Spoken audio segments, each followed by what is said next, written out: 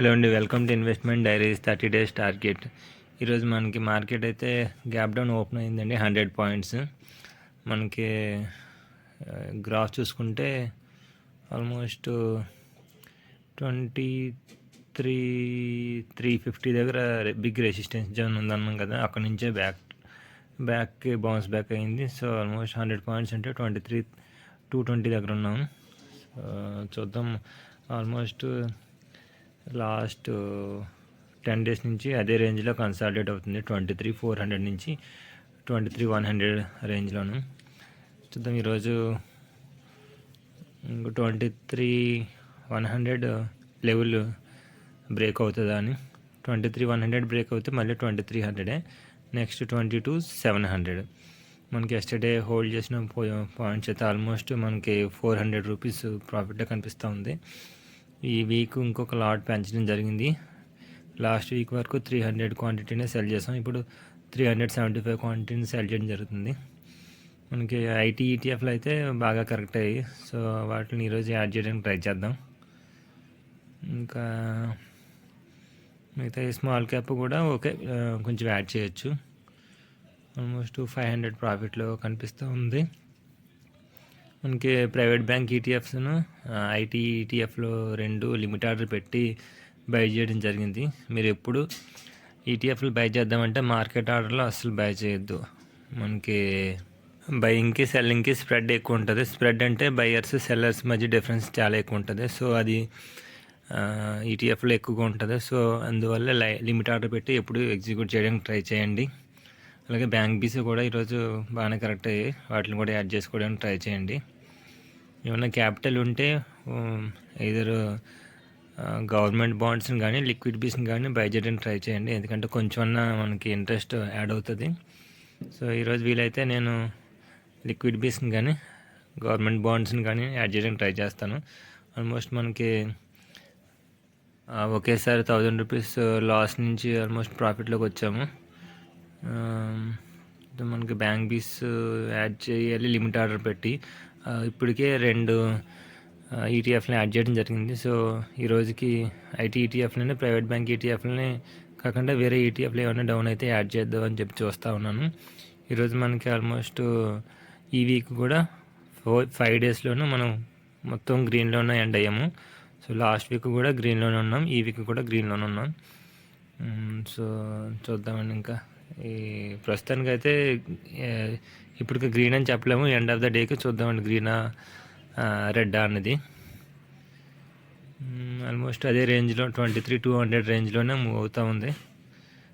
End of the డేకి ఏమన్నా spike వస్తే ఇప్పుడు అప్ సైడ్ కానీ డౌన్ సైడ్ కానీ అప్పుడు మనకి పొజిషన్ అడ్జస్ట్మెంటా లేదా అలా వదిలేద్దామండి, అది చూద్దామండి. ఎస్, 23,200 రేంజ్ బ్రేక్ అయింది. బౌన్స్ బ్యాక్ అవుతుందా అన్నది చూద్దాం. ఆల్మోస్ట్ మనం 1,600 ప్రాఫిట్లో కనిపిస్తూ ఉన్నాము. ఒక పొజిషన్ అయితే సి సైడ్ అయితే ఎగ్జిట్ అయిపోయి ఇంకొక పొజిషన్ తీసుకున్నాము. మనకి హాఫ్ ఆఫ్ ద ప్రీమియం కరిగిపోతే ఎగ్జిట్ అయిపోయి కొత్త పొజిషన్ తీసుకోవడానికి ట్రై చేయండి. మనకి అదే ప్రీమియమ్స్ వదిలేస్తే తక్కువ ప్రీమియమ్స్ కరగడానికి ఎక్కువ టైం పడుతుంది. సో మనకి ఇంకా 4 డేస్ ఉంది కాబట్టి సో అడ్జస్ట్మెంట్ చేయాల్సి వచ్చింది.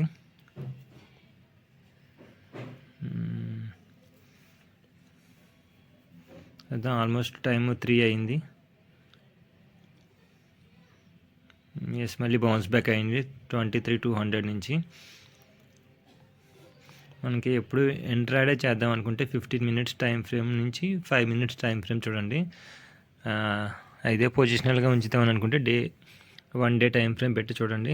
ఆల్మోస్ట్ మనకి 2,700 ప్రాఫిట్లో కనిపిస్తూ ఉంది. టైం 3 అయింది.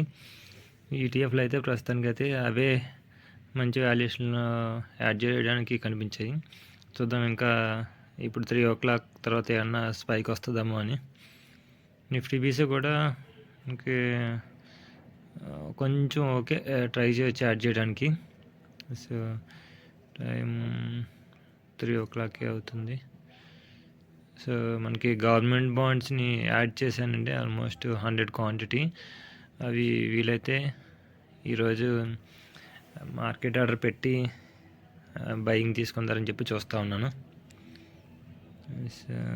టైం ఆల్మోస్ట్ 3:25 అయిపోయింది. సో అదే రేంజ్లో 23,200 is final range, final closing also. ఈరోజు కూడా కొంచెం జర్నీలో ఉండడం వల్ల రికార్డింగ్ కంప్లీట్గా చేయలేకపోయాను. రేపు అయితే మనం ఆ స్ట్రాటజీ ఉంది కదా, పాసివ్ ఇన్కమ్ స్ట్రాటజీ, అది క్లియర్గా వీడియో తీసి పెడతాను. ఎస్టర్డే వీడియోలోనైతే దాన్ని వెర్బల్గా చెప్పడం జరిగింది. సో రేపు కంప్లీట్గా చెప్తాను. మీరు కూడా వీలైతే ఫాలో అవ్వండి. ఈ స్ట్రాటజీ మాత్రం 30 days టార్గెట్ స్ట్రాటజీ మాత్రం అన్ని రోజులు వర్కౌట్ అవుతుందండి. మీరు కూడా వీలైతే ట్రై చేయండి. మన వాళ్ళందరూ ఆల్మోస్ట్ సెల్లింగ్కే ట్రై చేయండి. కొంచెం క్యాపిటల్ ఉంచుకొని లేట్ అయినా పర్లేదు, కానీ బయింగ్ సైడ్ అయితే చూసారు కదా, చాలా రోజులు లాస్ అయ్యే ఛాన్స్ ఉంటుంది. సో మీరు కూడా, నా సజెషన్ ఏంటంటే సెల్లింగ్ సైడ్ మార్పడానికి ట్రై చేయండి. అందరూ లాభపడాలని చెప్పి నా ఉద్దేశం. ప్రస్తుతానికి ఈరోజుకి ఇంతేనండి. ఈ వీడియో నచ్చితే please subscribe, like. Thanks for watching and thanks for supporting. రేపు కొత్త స్ట్రాటజీతో మళ్ళీ వేరే వీడియోతో కలుద్దామండి. అంతవరకు గుడ్ నైట్.